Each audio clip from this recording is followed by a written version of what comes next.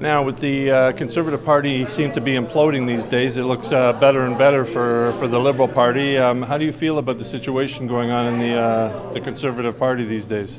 I'm going to talk about what our Premier said at our AGM. It's not who we're fighting against, it's who we're fighting for. That's what's important to me. I have always been committed to the grassroots, and that's where my attention lies. It's about who we're fighting for, and we're fighting for for Ontarians and for the residents of Brampton. So for you and your party, what are the three main things that you want to concentrate on going into this next election? I think we need to build, it all falls under one big umbrella. It's about building a fair and equitable society, giving every Ontarian an equal opportunity, whether it be access to education, access to healthcare, and of course building up our infrastructure to strengthen our economy. So you had a good turnout here today. You had a lot of people, a lot of supporters. What were the main things that they were looking at, and what are their concerns in the constituents in Brampton North?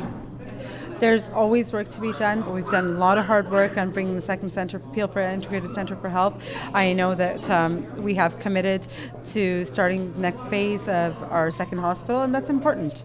Very important to the residents of Brampton. Healthcare, as it should be, and it's important to me as a resident, as somebody who lives here with her family, with aging parents, with a young nephew. We know how important healthcare is, and that will be something that I will continue to advocate for. Now, you're talking about a hospital, the second hospital, or we have a wellness center right now. It's going to be basically... Well, we're looking at adding 80 to 100 beds, and there was a commitment made to moving on to the next phase of that, phase 2 of Peel Integrated Centre for Health. Eric Hoskins, our Honourable Minister for Health, was here in November, I believe, to announce that, and we look forward to building on that. I'm going to continue to advocate to expedite that. And what about the third hospital? Any idea on when that is going to be coming? Let's take it one step at a time. Okay. Now, you're also a minister you just were recently appointed as Minister for Women Affairs, is that correct? Status of Women in Ontario, yeah. So what does that ministerial post actually do?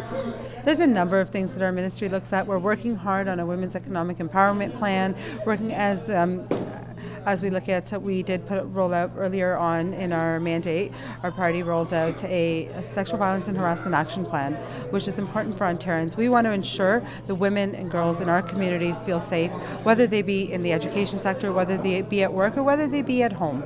We want to be able to provide the supports to empower women.